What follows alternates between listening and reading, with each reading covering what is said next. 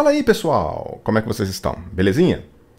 Estamos chegando no nosso último vídeo do curso de processamento digital de sinais. Então, nesse vídeo de hoje, a gente vai chegar finalmente na forma final dos nossos filtros digitais. Como que a gente faz para, uma vez que a gente fez o projeto, uma vez que a gente tem um gabarito, enfim, como que a gente faz para chegar no filtro digital, que é o nosso interesse aqui no curso, né? De ter o filtro no seu formato discreto para eu poder implementar num computador, num microcontrolador, enfim, para que isso vire uma ferramenta de ação minha em determinado contexto de engenharia. Então, nesse vídeo de hoje, que é a cereja do bolo, né, é basicamente mostrar para vocês como que a gente chega lá, como que a gente obtém esse filtro por dois caminhos diferentes. Vamos lá. Existem vários jeitos diferentes de fazer o projeto do filtro digital, tá?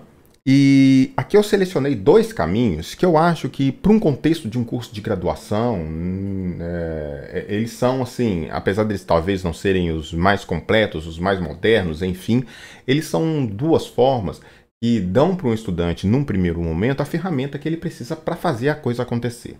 É claro que existem outras técnicas, existem outras particularidades que podem ser levadas em conta aqui no projeto dos filtros, mas eu selecionei esses dois aqui porque ele dá para o aluno, para você estudante de graduação, a ferramenta que você precisa para fazer a coisa acontecer. Então, basicamente, o que você precisa? Você precisa fazer um projeto de um filtro digital que atenda a um determinado requisito de filtragem que você tem aí no seu projeto.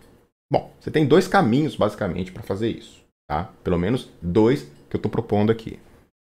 Um caminho é um caminho que vai mais ou menos ao encontro do que a gente viu nos vídeos anteriores. A gente fazer o projeto do filtro analógico, dadas aquelas expressões que a gente conhece, Chebyshev, Butterworth, enfim, utilizando as metodologias que a gente fez aqui, que a gente apresentou, para chegar num projeto de um filtro digital que atende um requisito de gabarito de filtro no mundo contínuo, tá? E depois pegar esse filtro contínuo e passar para o mundo digital. Então, para isso, a primeira coisa que eu preciso é definir um gabarito de filtro no tempo contínuo. Porque eu vou fazer o projeto do filtro no tempo contínuo. Então, eu preciso ter esse gabarito. Com esse gabarito, eu faço o projeto do filtro contínuo propriamente dito. Então, eu vou lá, pego esse gabarito, uso as aproximações ou de Butterworth ou de Chebyshev. Depois eu vou lá, pego esse gabarito, transformo num gabarito de filtro normalizado de passa baixa. Faço o projeto do filtro finalmente, faço a conversão desse filtro para a classe a qual ele pertence, sei lá, um passa-faixa, um rejeita-faixa, e aí no último passo eu faço uma discretização desse filtro, ou seja, eu pego esse filtro contínuo e faço ele virar um filtro digital, tá? Bom, isso aqui vai dar para mim a representação dos filtros digitais recursivos, tá? Que tá aqui IIR, tá legal? Então, esse caminho aqui é o caminho que a gente vai seguir quando a gente quiser fazer o projeto de um filtro digital recursivo. O outro caminho que eu estou apresentando aqui para vocês é bastante diferente do anterior. Aqui eu já não vou fazer mais o filtro no mundo contínuo, eu já vou fazer o filtro diretamente no mundo digital. E para isso eu vou especificar o gabarito de filtro já nesse mundo discreto, tá? Então, eu vou, ao passo que aqui eu estou muito interessado na transformada de Fourier, né, na resposta em frequência contínua do filtro contínuo, né, aqui eu já estou mais interessado na transformada de Fourier de tempo discreto, tá, em que eu vou selecionar esse gabarito de filtro dentro das minhas necessidades, vou fazer o projeto do filtro usando esse gabarito de filtro e vou chegar nessa metodologia que eu vou mostrar para vocês num filtro não recursivo. Tá? É claro que, de novo, existem vários jeitos diferentes que você pode chegar aqui, chegar no IIR, enfim. Eu estou mostrando esses dois porque eu considero que é um bom primeiro passo para o estudante de graduação ter essas duas ferramentas em mãos, e aí aqueles que forem aprofundar um pouquinho no estudo de processamento digital de sinais, encarar algumas outras metodologias com alguns outros conceitos. Tá? Mas basicamente a gente vai estudar essas duas aí. Bom, vamos falar primeiro dos filtros recursivos. Então, Se você se lembra, o filtro recursivo é aquele que você chega a uma função de transferência em Z, propriamente dito, né? Então você tem um y de Z por u de Z, em que você tem polos em Z e zeros em Z. Então é uma função de transferência completa, né? A saída do filtro, ela depende não só dos valores anteriores da entrada, mas depende também dos valores anteriores da própria saída, tá? E para fazer o projeto desse filtro, de acordo com a metodologia que eu estou propondo para vocês aqui, a gente vai fazer isso via um processo de discretização do filtro analógico. Então, essa parte é muito rápida, porque a gente não vai estudar projeto de filtro aqui, a gente vai usar o projeto de filtro analógico que a gente já estudou nos vídeos anteriores. Então, essa parte aqui é simplesmente para a gente discutir como a gente faz a discretização do filtro. Tá? E para isso, a gente vai estudar um pouco da aproximação de Z igual a E elevado a ST. Desde o início do nosso curso, a gente sabe, né, que a expressão que estabelece o mapeamento entre o plano Z e o plano S é dada por isso aqui. Dado um tempo de amostragem, Z é igual a E elevado a ST. Para aqueles que forem fazer também um curso de controle digital, vai haver... isso aqui vai ser muito mais detalhado. A gente vai ver muito mais o que está por trás dessa expressão. Mas aqui, nesse momento do estudo de PDS, a gente pode encarar isso aqui como simplesmente uma mudança de variável, uma mudança de mapeamento de domínios entre o plano S e o plano Z. Tá? Então, eu tenho aqui Z elevado a E elevado a ST. Tá? Bom, e aí, como eu tenho uma função exponencial aqui, eu vou ficar muito tentado em usar uma aproximação exponencial para isso aqui. Tá? Para tentar fazer um Z aproximado sem ter que passar por essa lei não linear aqui. Tá? Então, uma das várias formas de a gente fazer isso, a gente tem a aproximação de Taylor, tem vários jeitos de fazer isso. Uma delas é a aproximação de Padé. Não vou entrar em detalhes aqui a respeito do que está por trás da aproximação de Padé. Tá? Isso aí fica para aqueles que tiverem um pouco mais de interesse, a gente discute isso aí bastante detalhes no curso de controle digital. Tá? A aproximação de Padé para uma exponencial é o seguinte, eu tenho E elevado a menos x, isso aqui vai ser igual a um polinômio no numerador, um polinômio no denominador, e esses polinômios eles são iguais com relação ao valor dos coeficientes, exceto pelos sinais. Então, eu tenho aqui 1 menos x sobre 2, mais x ao quadrado sobre 8, menos x ao cubo sobre 48, blá, blá, blá. É a mesma coisa no denominador, a única coisa que muda é o sinal. O sinal é sempre positivo. Tá? Bom, como a gente está interessado em fazer uma aproximação desse E elevado a ST ou desse E elevado a menos x, a gente vai fazer o seguinte, a gente vai truncar essa série, né, no seu segundo termo. Então, tudo que for do x ao quadrado para frente, a gente vai descartar tudo. A gente só vai manter o 1 menos x sobre 2, 1 mais x sobre 2. E a gente vai analisar se essa aproximação aqui, ela vai servir para a gente, vai servir como, quais as características dela, tá? E como que a gente vai usar isso para fazer a nossa discretização. Tá? Então, se a gente fizer essa aproximação aqui, 1 menos x sobre 2, sobre 1 mais x sobre 2, e substituir esse x que está aqui, ou esse menos x que está aqui, por st, tá? Porque, na verdade, eu quero fazer a aproximação de E elevado a st. Então, eu vou fazer a aproximação de E elevado a st usando essa forma truncada aqui. Isso vai levar a gente ao que a gente chama de transformação bilinear, que a gente não vai, infelizmente, entrar em muito detalhe aqui. A gente não vai ter tempo para entrar em muito detalhe aqui. Mas que, de novo, num curso de controle digital, isso aí já é bastante explorado. Então aqui a gente simplesmente vai apresentar o resultado para vocês, vai discutir um pouquinho do que está por trás dessa transformação bilinear e vai usar essa transformação bilinear para calcular o nosso filtro digital. Então, se a gente pegar essa aproximação de Padé de primeira ordem e aplicar na variável z, a gente vai ver facilmente, né, que o z, que é igual ao E elevado a st, ele pode ser aproximado por essa forma racional, né? 2 mais ts sobre s sobre 2 menos ts vezes s. Tá? Então, essa relação entre o z e essa expressão aqui em s, se você observar, é uma formulação basicamente simbólica. Tá? Então, eu tenho uma relação simbólica entre a variável s e a variável z, dada por essa expressão 3. E isso é muito interessante, num primeiro momento, porque torna o cálculo da variável z um cálculo basicamente simbólico. Eu estou fazendo uma aproximação por uma expressão simbólica.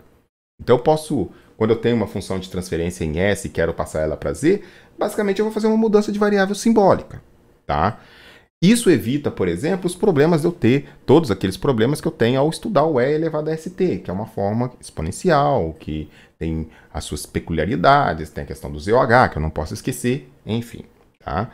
Então, se eu fizer essa mudança de variável z igual a E elevado a st e usar essa fórmula de Padé, eu posso fazer também o caminho contrário. Eu posso isolar a variável s e chegar que s é aproximadamente 2z menos 1 sobre ts z mais 1. Então, aqui eu tenho um caminho de ida e o caminho de volta, com o qual, usando essa aproximação, eu consigo sair da transformada g de s para a transformada g de z usando essa aproximação, ou da transformada g de z para a g de s também usando a transformação inversa. Essa transformação ela leva o nome de transformação bilinear e ela tem características muitíssimo interessantes no contexto de um curso de sistemas digitais. Tá? Uma delas, que é notável, é que essa aproximação aqui, ela consegue fazer uma coisa extremamente interessante para a gente. Ela consegue transformar perfeitamente o semiplano esquerdo do plano S no disco unitário e vice-versa. Aproximadamente, claro, não é perfeitamente, mas ela faz uma aproximação desse mapeamento do semiplano esquerdo do plano S com o disco unitário no plano Z, do disco no plano Z com um semiplano esquerdo no plano S. Isso é interessante porque permite que a gente faça algumas aproximações discretas, a gente vai ver que isso é bastante útil lá em controle digital, e isso permite também com que a gente garanta que polos estáveis no plano S virem polos estáveis no plano Z e vice-versa. Ou seja, toda a região estável do plano S é mapeada dentro da região estável do plano Z, toda a região instável do plano S é mapeada fora do disco unitário no plano Z. Então, essa característica da transformação bilinear é interessantíssima, tá, para a gente. Mas aqui, para a gente, nesse momento, a gente vai usar essa transformação bilinear simplesmente para fazer a conta de um lado para o outro. Né? Tenho aqui essa conta, essa transformação aqui, que ela é basicamente uma transformação simbólica de um lado para o outro. Bom, então como que a gente vai fazer a discretização dos nossos filtros analógicos?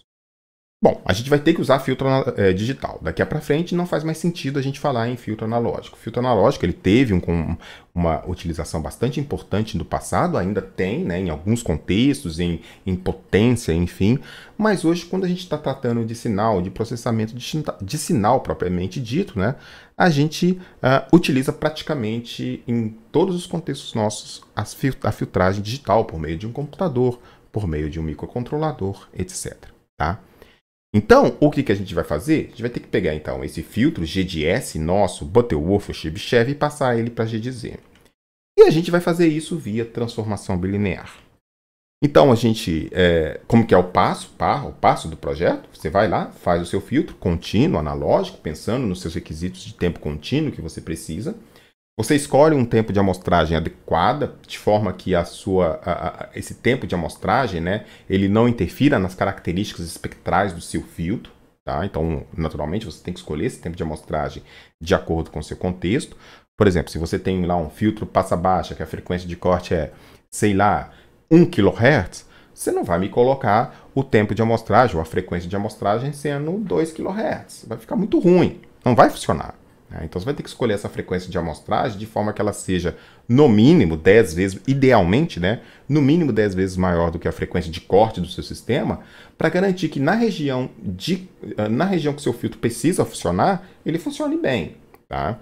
Então, partindo do pressuposto que você escolheu o seu tempo de amostragem, levando em conta essa questão do seu projeto, essa questão de necessidade do seu projeto, você vai obter o seu filtro digital, T de Z, simplesmente por uma transformação bilinear na sua T de S. Tá? Bom, vamos pegar um exemplo para vocês verem como é que é mais ou menos a coisa. Esse filtro aí foi um dos filtros que a gente projetou anteriormente. É um filtro rejeita faixa de Chebyshev de quarta ordem. Tá? Então foi um dos filtros que a gente obteve anteriormente. E aí eu quero obter um filtro digital equivalente para este filtro. Como que a gente faz isso? Bom, primeiro passo, a gente precisa definir o tempo de amostragem que eu vou usar na discretização. E, naturalmente, não existe aqui uma regra consensual a respeito disso. Tá? Depende muito do seu caso prático. Eu dou aqui um exemplo que eu sempre falo nos meus cursos de controle digital, enfim, que serve como uma orientação, não é um número cabalístico. É você usar a sua frequência de amostragem pelo menos uma década acima da maior frequência de interesse do seu filtro. Então, é exatamente isso que eu coloco aqui. Ó. O seu tempo de amostragem ele tem que ser menor ou igual que 2π sobre o seu ômega max, ou seja, a frequência máxima que está associada ao seu gabarito de filtro, dividido por 10. Tá? Isso para garantir o quê? Que a região em que o seu filtro está operando, essa região de frequência, quando você for fazer a amostragem, ela está suficientemente distante do ômega S dividido por 2, exatamente para você não ter aquele confronto ali, né, com o teorema de Nyquist, com o teorema de Shannon e a frequência de Nyquist. Então, garantir que a sua frequência de amostragem ela é suficientemente maior do que a frequência onde estão operando as frequências do seu filtro, visa garantir que o seu filtro faça aquilo que você quer. Por outro lado, a gente não pode ir para o extremo, para o outro extremo, de chegar e, por exemplo, a região em que seu filtro tem que operar é ali na faixa dos kHz e você quer fazer um tempo de amostragem de megahertz. Também não adianta. Isso também tem efeitos deletérios na hora que você está fazendo o seu filtro.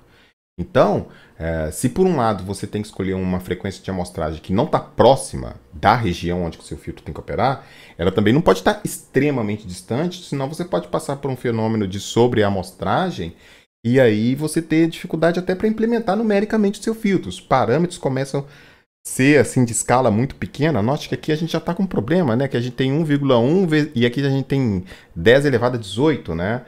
Então imagina que você sobreamostra demais esse filtro, a diferença entre esses valores aqui começa a ser muito grande, fica muito difícil você escrever isso no computador. Então, como uma regra geral, primeira regra para te orientar é fazer a sua frequência de amostragem em torno, né? Talvez um pouco maior, se for possível, mas pelo menos 10 vezes maior da maior frequência que você tem no seu filtro. No caso desse filtro rejeita a faixa aqui de Chebyshev, a maior frequência que a gente tem é o ômega P2, é a frequência a partir da qual o seu filtro ele começa a aceitar a próxima frequência. Tá? Então, a frequência máxima de rejeição ali está ali em torno de 13,66 kHz. Bom, então, você pode usar aqui, talvez, como uma métrica, uma frequência de amostragem em torno de 140 kHz, que vai ser 10 vezes maior do que isso aqui, né? Então, se você usar esse requisito aqui, você vai ter um TS aí em torno de 7 microsegundos, tá? Então, tempo de amostragem bem pequenininho, tá? Mas isso é por causa exatamente da frequência desse filtro, né? 13 kHz. Você vai querer colocar isso aí em torno de 140, 136 kHz, né? Isso aí vai te dar um tempo de amostragem aí em torno de 7 microsegundos, tá? Mas, de novo, eu gosto sempre de reforçar. Isso aqui não é uma regra, isso aqui não é um número cabalístico. Isso aqui é uma dica, assim, se você tiver que escolher um primeiro número, escolhe por ali, que por ali você vai garantir que o seu filtro está funcionando, pelo menos dentro daquela faixa de frequência que ele tem que operar bem. Bom, então, basicamente, o que a gente vai fazer? A gente tem o T de S, né, que é essa frequência aqui, esse tempo de 7 microsegundos, e a gente tem a aproximação de transformação bilinear. Então, onde tiver S na minha expressão lá do filtro, a gente vai substituir por 2Z menos 1 sobre TSZ mais 1. Isso vai fazer com que meu filtro tenha essa cara aqui, ó. Então, eu tenho um numerador e um denominador. Esses caras, eu tenho 4 polos e 4 zeros, né? Você vê aqui que, apesar da distância entre esse valor 1,1 e esse 4,3 vezes 10 a 18, aqui os valores ficaram bem comportados. Estão todos eles mais ou menos na mesma escala, no mesmo nível, né? E isso é muito bom na hora de você implementar o seu filtro. Na medida em que você aumenta demais a frequência, esses valores eles começam a ficar muito discrepantes uns dos outros, em termos de ordem de grandeza, tá? Então, nesse caso aqui, a gente usou em torno de 7 microsegundos, os valores ficaram bem comportados, e aí na hora que você faz o diagrama de Bode deste cara aqui, você vê que o filtro, de fato, ele se comporta como um rejeita-faixa dentro daquela faixa que você estabeleceu, tá? E se você observar, dentro dessa região aqui, eu não tenho uma distorção, nem na frequência, nem no módulo, nem na fase apreciável. tá? Então isso aqui seria ômega S dividido por 2, essa frequência máxima aqui, né? E você vê que o seu filtro está funcionando bem dentro da região em que ele tem que funcionar. Então ele está rejeitando bem essa faixa de frequência. Tá? Ele está funcionando, está fazendo aquilo que ele tinha que fazer. Então o projeto do filtro digital baseado nessa metodologia vai exatamente por esse caminho. A gente vai usar a transformação bilinear para passar a minha função de transferência do filtro contínuo que a gente já tinha projetado para um filtro digital. E aí o único detalhe mais cuidadoso que a gente tem que ter aqui, naturalmente, é escolher bem o tempo de amostragem, a frequência de amostragem. Tá? Não vou entrar aqui mais em detalhes a respeito da transformação bilinear, porque se você tiver aí mais curiosidade, você pode ir lá no material de controle digital, nós temos alguns vídeos específicos sobre a transformação bilinear, bem detalhado, tá? E naturalmente você que for fazer o curso de controle digital aí vai se divertir bastante com isso, tá? Bom, então esse aí corresponde ao caminho 1 do projeto do filtro digital. E aí a gente tem naturalmente um filtro recursivo, né? Então eu tenho aqui atrasos no tempo, atrasos na entrada, atrasos na saída, tá? Então esses atrasos eles fazem com que o meu filtro seja recursivo, tá? Bom, o nosso próximo passo é fazer o projeto do filtro não recursivo, tá? Então eu estou mostrando aqui para vocês como que a gente faz o projeto do filtro recursivo por um caminho e o projeto do filtro não recursivo por um caminho, tá? Então a gente pode fazer também aqui o projeto do filtro digital das suas especificações na frequência digital, tá? Então você vai lidar basicamente com a sua transformada de Fourier de tempo discreto, que você sabe as propriedades dela, você sabe que ela é periódica, enfim, mas que a gente pode delimitar ali entre ômega S sobre 2 e menos ômega S sobre 2 e ômega S sobre 2 como sendo um período, né, dessa transformada de Fourier. Ela vai se repetir para lá e para cá, mas o que vai te interessar mesmo é essa região, entre menos ômega S sobre 2 e mais ômega S sobre 2. Volta lá nos nossos vídeos lá de transformada de Fourier de tempo discreto, né? Faz alguns vídeos que a gente não fala sobre isso, se você tiver com alguma dúvida a respeito dessas propriedades. Então, quando a gente está querendo fazer o projeto de um filtro não recursivo, fazer via esse caminho aqui é mais interessante. Para fazer o filtro recursivo, usar esse método aqui costuma dar um pouco mais de trabalho. Então, pelo menos eu, como projetista, eu prefiro usar o caminho lá de fazer o filtro analógico e transformar ele para digital. Então, aqui a gente vai falar disso aqui especificamente para o filtro não recursivo. Então, a ideia básica é qual? Eu tenho um espectro de frequência que eu desejo para o filtro. É basicamente o gabarito de filtro que eu preciso na transformada de Fourier de tempo discreto. Então eu tenho o meu H de L elevado a J ômega, que é aquilo que eu preciso para o filtro. Com base nisso aqui, eu posso obter para essa transformada os respectivos pontos que esse filtro tem que ter no tempo discreto para que valha essa função de transferência. Ou seja, primeiro eu defino o gabarito aqui, depois eu chego na resposta a um impulso desse filtro, que seria basicamente a transformada inversa, para chegar no H de N, né? Bom, apesar da gente conseguir fazer isso, essa estratégia ela tem algumas pegadinhas e ela tem alguns problemas também, tá? Então, apesar da gente ter a vantagem de fazer o projeto do filtro digital, aqui no caso, totalmente no mundo discreto, em geral, o filtro discreto não recursivo, que faz a mesma coisa que um filtro recursivo, ele tem ordem bem maior. Então ele é bem mais difícil de implementar. Então se eu pegar um filtro recursivo e um filtro não recursivo, ambos digitais, que fazem a mesma coisa na mesma faixa de frequência, o filtro recursivo ele é bem menor em termos de tamanho, ele é bem mais econômico, tem menos polos, tem menos zeros, então ele é bem mais econômico, tá? Então, o filtro recursivo, ou o filtro não recursivo feito por essa estratégia aqui, o legal é que você faz tudo aqui no mundo digital. Você já não usa mais nada, nenhum argumento do mundo contínuo. Mas, por outro lado, você já tem que ter em mente que esse filtro vai crescer em tamanho, ele vai crescer em complexidade, tá? Bom, como que são os gabaritos de filtro ideais, tá? No nosso contexto de transformada de Fourier de tempo discreto. Aqui a gente vai usar a transformada de Fourier em tempo discreto com aquela frequência normalizada, né? Então a frequência normalizada pela frequência de amostragem, né? E aí, basicamente, é o seguinte, a gente tem que, como a gente já estudou lá, né, na transformada de Fourier, que o filtro ele é univocamente definido aqui na frequência entre menos π e π, né? Então eu tenho aqui essa região do filtro. O que acontece para lá, ele vai repetindo de 2π em 2π, tá? Então de ômega-s em ômega-s, se a frequência não estiver normalizada. E aqui, basicamente, o meu filtro passa baixa digital, ele é o quê? Ideal. Ele tem uma região, duas frequências, entre menos π e π, e dentro dessa frequência eu tenho um platô, eu tenho um valor 1. Ou seja, o que está dentro dessa região passa pelo filtro sem receber nenhum ganho. O que está fora dessa região é totalmente rejeitado. Tá? O filtro passa faixa, então eu tenho aqui entre menos π e π, né? Eu tenho os dois dentes, né? Eu tenho aqui a parte do ômega P1 até o ômega P2, que é a parte que vai ser aceita, né? E a faixa do menos ômega P2 até menos ômega P1. Então eu tenho um filtro passa faixa, tá? Dentro da faixa de menos π a π. O filtro passa alta, ele é desse formato, então eu tenho que ir de menos π a π. Até a frequência ômega não passa nada. A partir da frequência ômega π até a frequência π, passa a frequência desejada. E a mesma coisa simétrico aqui para as frequências negativas. Tá? E o filtro rejeita faixa é o contrário do filtro passa faixa. Né?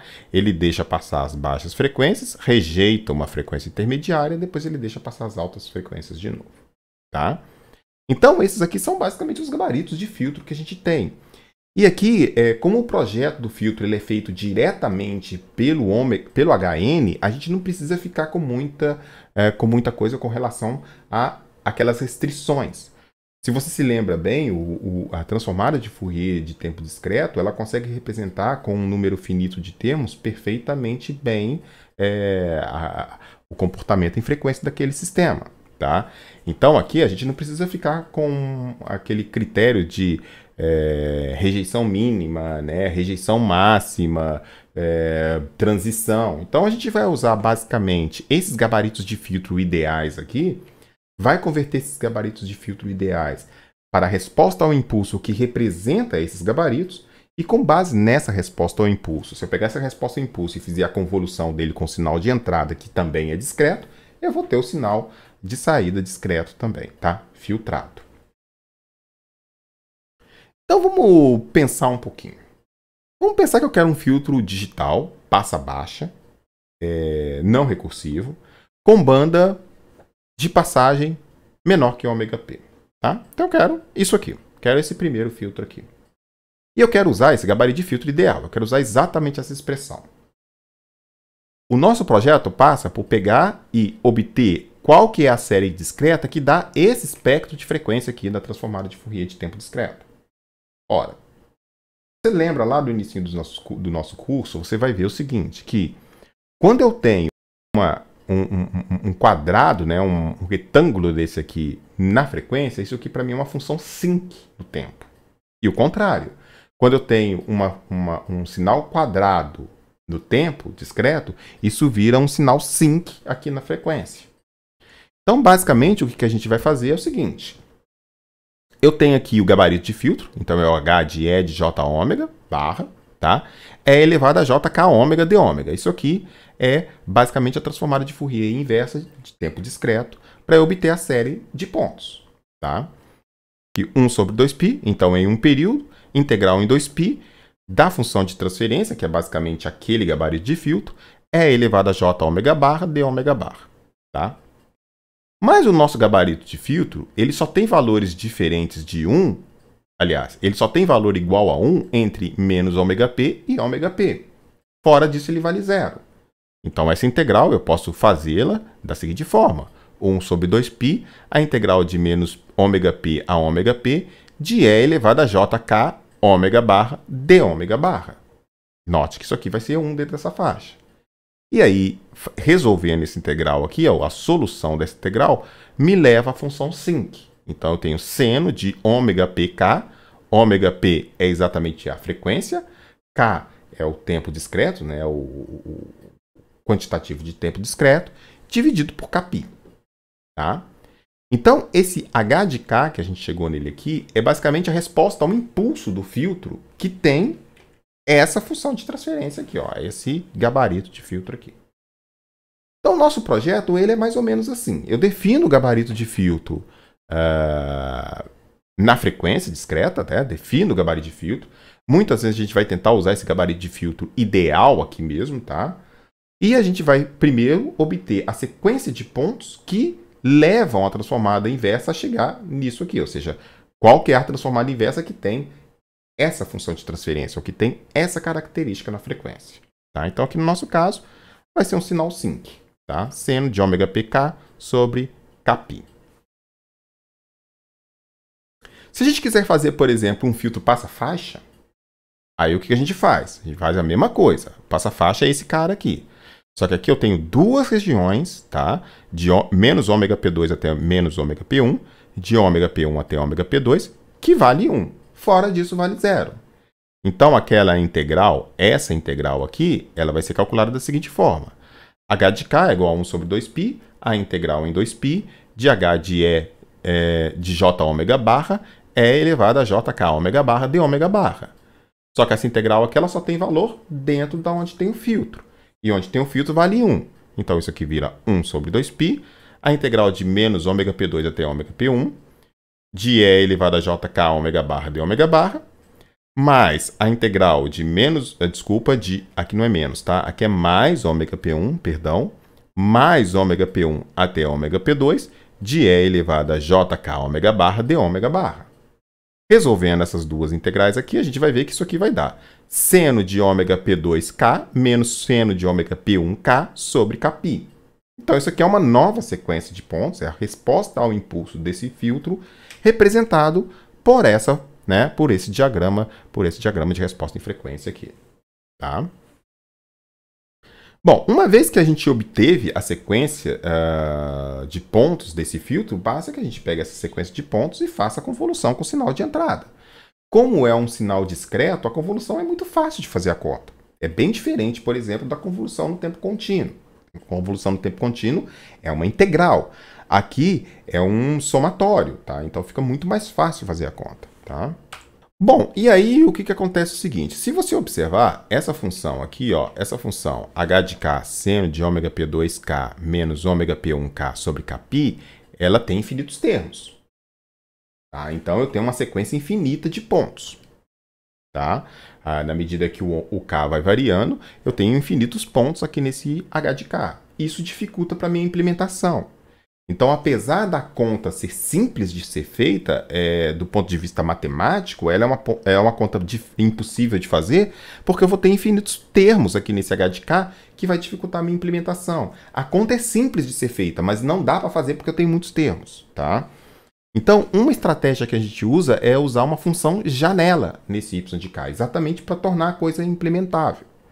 Quando eu faço a transformada de Fourier de tempo discreto daqui para cá, eu chego numa quantidade de pontos infinitas aqui nesse h de k. E aí, quando eu vou fazer a convolução do sinal u de k com a resposta ao impulso h de n, eu vou precisar de n tendendo de menos infinito até infinito. Ou seja, eu vou precisar de infinitos termos, porque esse h de n tem infinitos termos. Mesmo que o sinal u de k seja um sinal limitado. Então, para a gente evitar isso, o que a gente faz? Uma vez que a gente obteve a resposta ao impulso do nosso filtro, a gente faz aquilo que a gente chama de janelamento no tempo. A gente passa uma função janela para limitar o tanto de pontos que eu quero naquele filtro. Então, por exemplo, se você tem um h de k que ele tem infinitos termos, é um filtro passa-baixa, por exemplo, e ele tem infinitos termos, para você fazer isso ficar implementável, você vai aplicar uma função janela, w de k, naquele sinal. Tá? Essa função janela é basicamente o quê? É uma função w de k. Vamos começar com a janela mais simples que a gente tem. Tá? É um w de k, que é um alfa de k quando k está menor ou igual a m dividido por 2, e 0 quando ele está fora disso. Ou seja, você está pegando os infinitos pontos que a sua resposta ao impulso do seu filtro pode ter, e você está limitando isso para m pontos. Tá? Então, você vai poder colocar ali, dali para frente, você vai ter uma sequência tudo de 0, e quando você fazer a conta da convolução, aquilo tudo zera. Então, basicamente, o que você está fazendo é pegar a resposta ao impulso sua aqui, h de k, que tem infinitos termos, e está multiplicando ela por uma função janela que é zero fora daquela janela. Tá? Então, quando você faz essa multiplicação, o seu valor h de k, né, o h' de k, ele só vai ter valores não nulos entre menos m dividido por 2 e m dividido por 2. Fora disso, a sua resposta ao impulso, ele vai ter valor nulo. E aí você vai limitar o tamanho de processamento. Tá? Então, esse aqui é um detalhe interessante.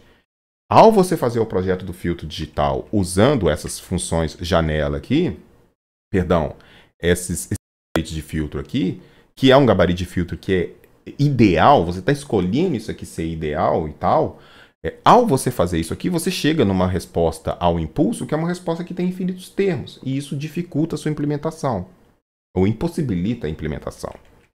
Para você tornar a implementação prática, o que você faz?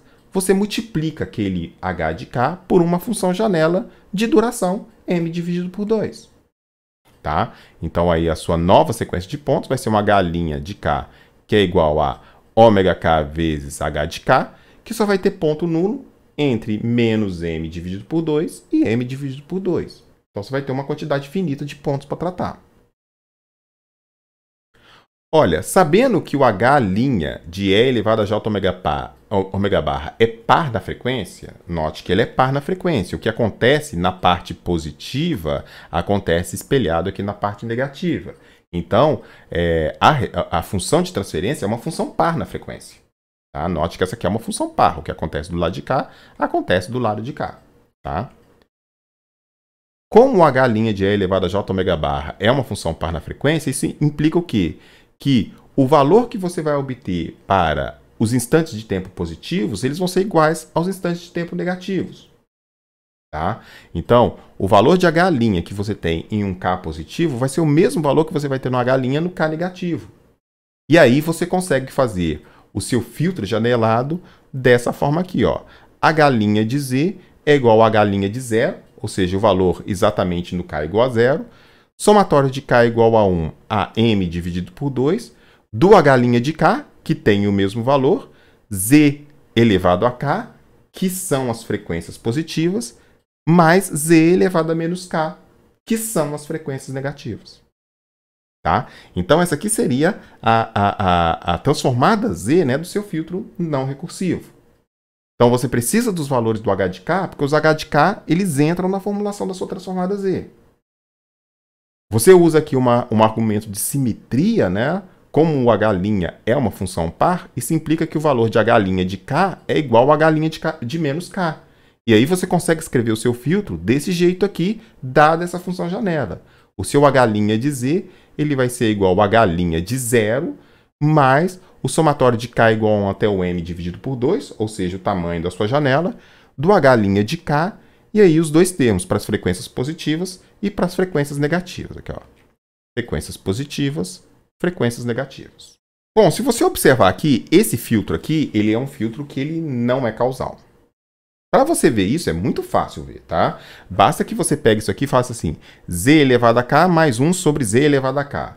E aí você tira o mínimo múltiplo comum, você vai ter z elevado a 2k no numerador, z elevado a k no denominador.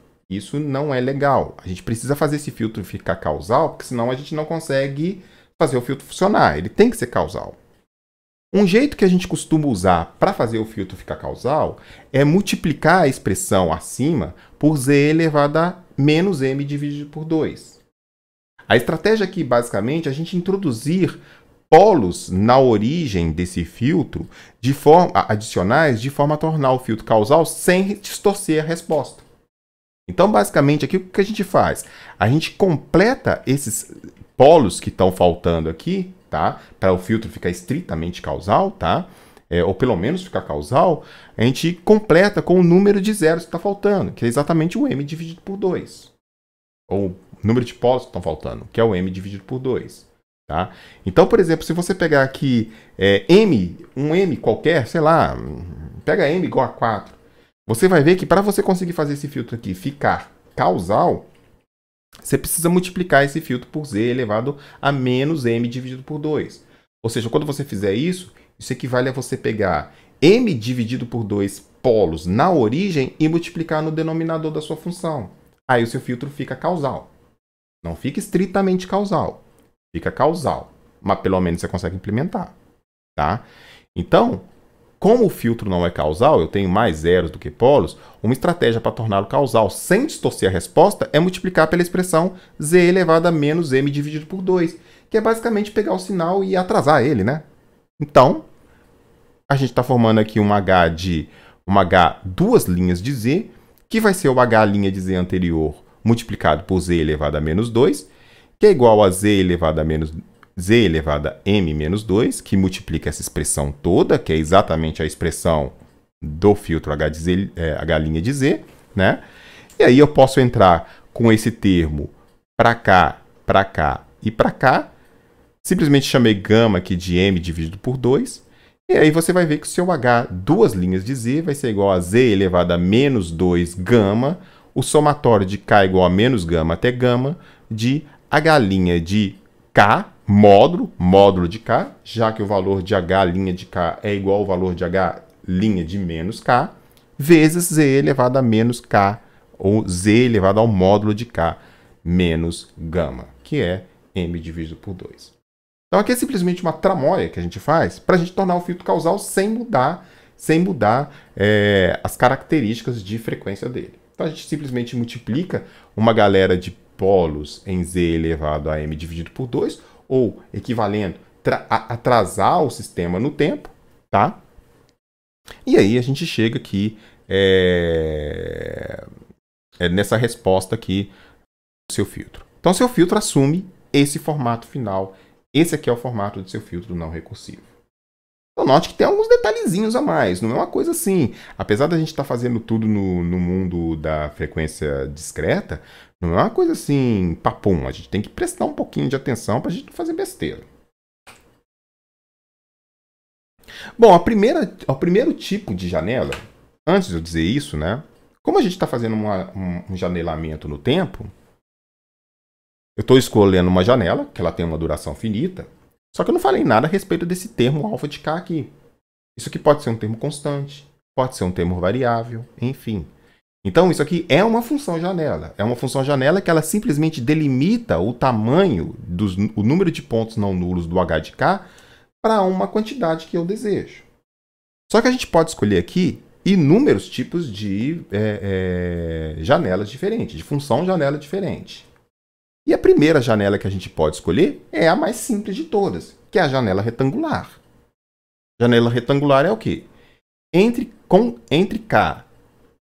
k entre menos m dividido por 2 e m dividido por 2, a janela vale 1.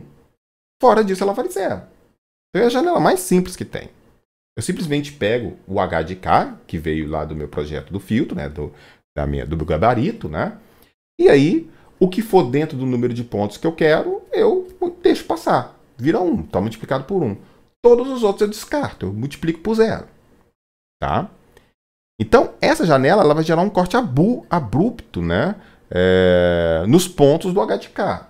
Então, aonde eu estiver ali cortando, onde a janela estiver cortando exatamente, né, ou seja, exatamente no m dividido por 2 e no menos m dividido por 2, tem um corte abrupto, a janela está cortando ali.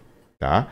Então, isso aqui, esse corte abrupto do h de k, isso vai gerar uma distorção na função de transferência. A gente vai ver já já o que acontece. Então, a função de transferência do filtro, ele vai ser ligeiramente distorcida em relação à condição ideal, que é aquela condição quadradona, né? É isso aqui que a gente quer. Só que como a gente vai pegar isso aqui, passar por tempo discreto, e aplicar uma função janela que ela corta uma quantidade de pontos, ela despreza os outros pontos, na hora que a gente for ver o que vai dar o h de z equivalente, não vai dar exatamente isso aqui. Tá?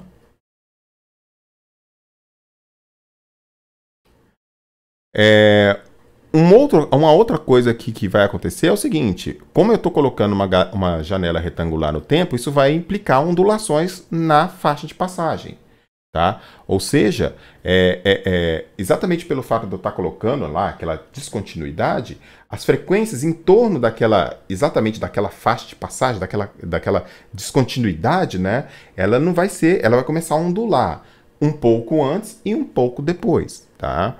Então, uma das coisas por que isso acontece é o que a gente chama de leakage, tá? Então, esse leakage aqui é exatamente um vazamento espectral, né? Como a gente diz no português, mas o nome leakage é bem conhecido na literatura, que é exatamente o seguinte: quando eu estou aplicando uma janela numa função discreta que ela tem um caráter muito abrupto, isso significa que parte da frequência espectral que devia estar dentro da faixa que você estabeleceu, ela vai escapar para fora. Então você vai tirar um pouquinho.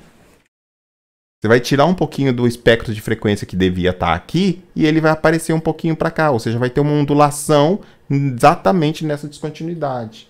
Então, a sua faixa de corte vai acabar recebendo um pouquinho de amplitude também. Então, você vai acabar deixando passar um pouquinho mais do que você queria. Para ficar um pouco mais claro, acho melhor a gente ver um exemplo.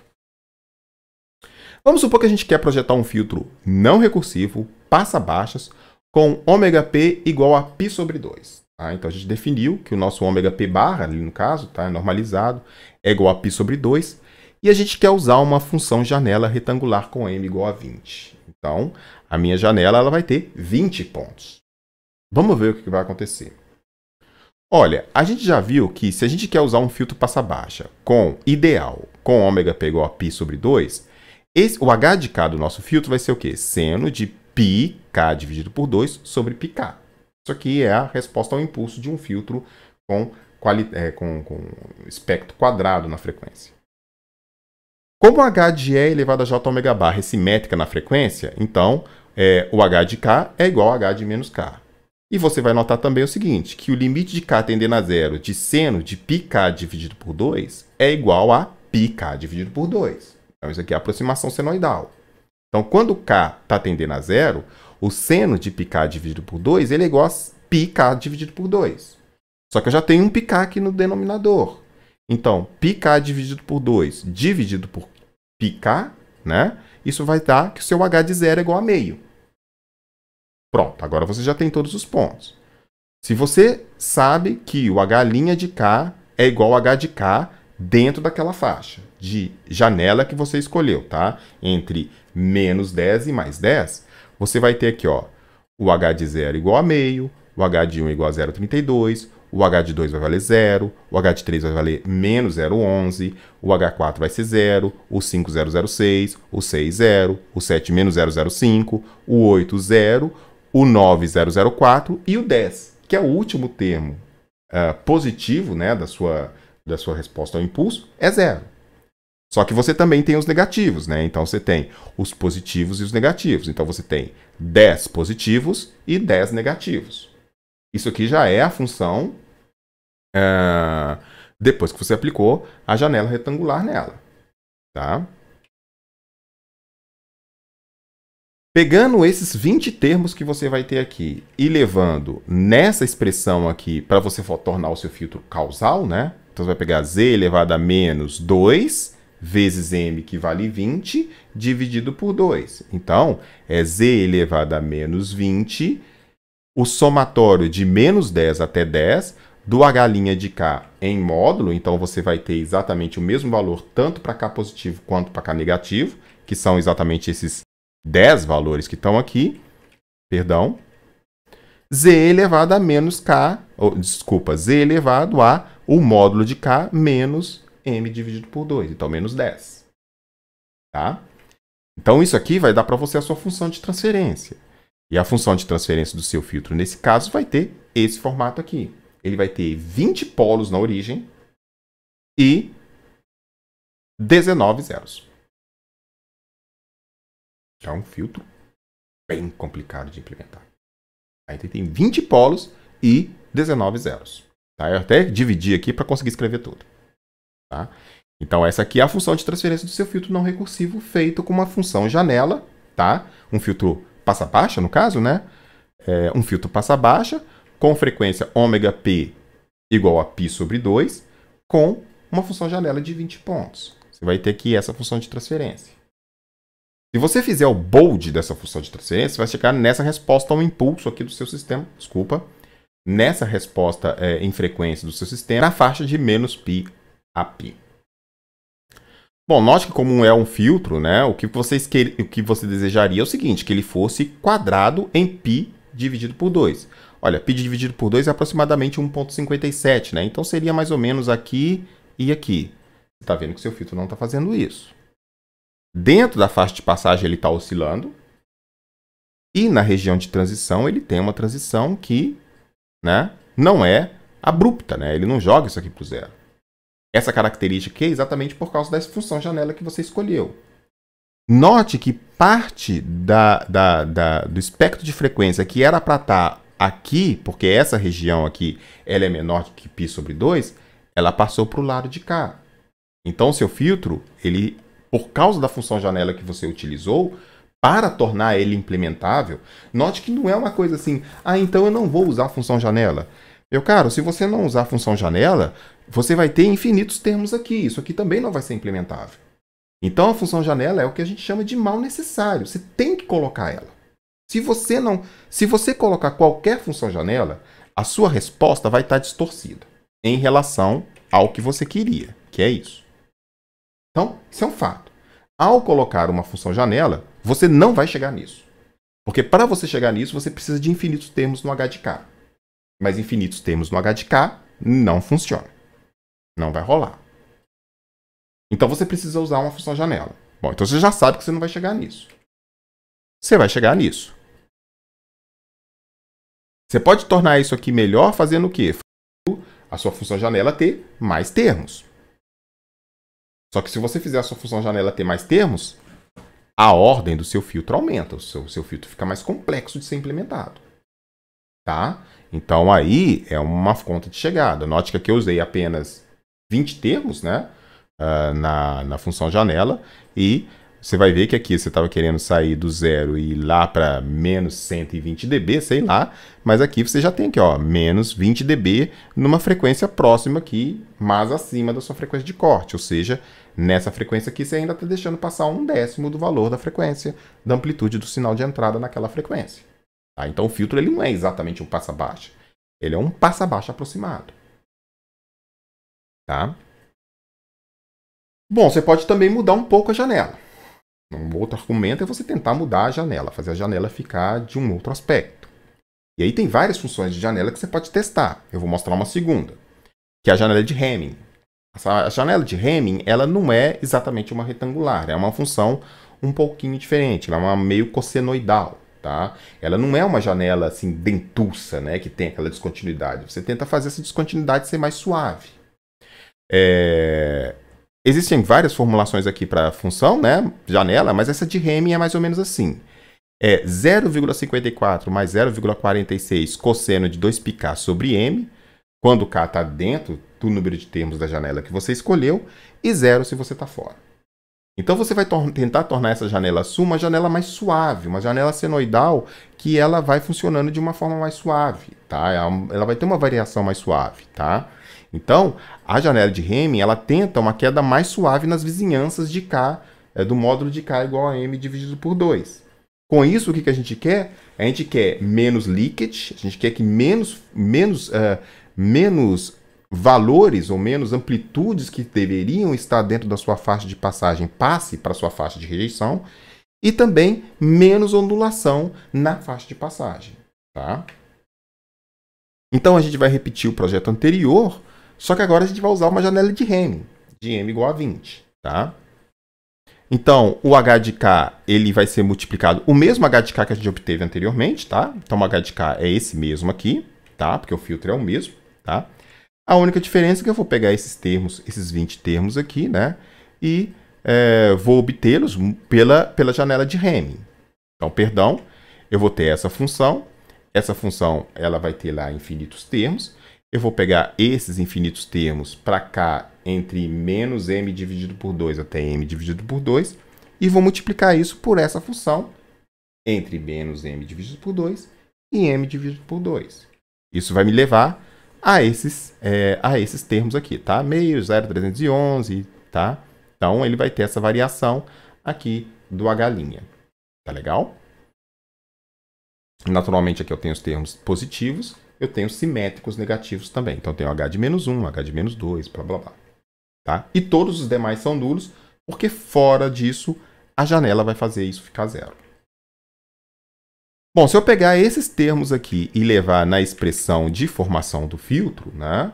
Então, se eu pegar aqueles termos lá do H' e levar nessa lei de formação, eu chego nessa função de transferência que tem o mesmo tamanho. Muda o tamanho. A janela não muda o tamanho da função de transferência. Ela muda o tamanho da função de transferência se você mudar a quantidade de m, o valor de m. Mas se você usar duas janelas com o mesmo m, a ordem do filtro fica a mesma. Tá? Então, basicamente, eu tenho a mesma ordem. E aqui eu estou mostrando a diferença dos dois filtros. Um filtro, ele é o filtro de Hamming, que é o laranjinha, né? E o retangular, que é o azulzinho, que a gente já viu.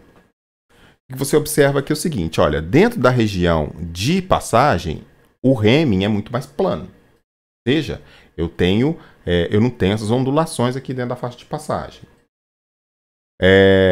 Na hora que o filtro começa a cortar, que é mais ou menos por aqui, 1,57, né? Você vai ver que o Hamming ele está dentro dessa faixa, mais próximo possível da onda quadrada que você quer, né? Do dente quadrado que você quer, mas naturalmente, como você está usando uma janela, uma função janela, que ela está limitando o número de pontos da resposta ao impulso, naturalmente alguma coisa vai vazar para fora da região que você quer.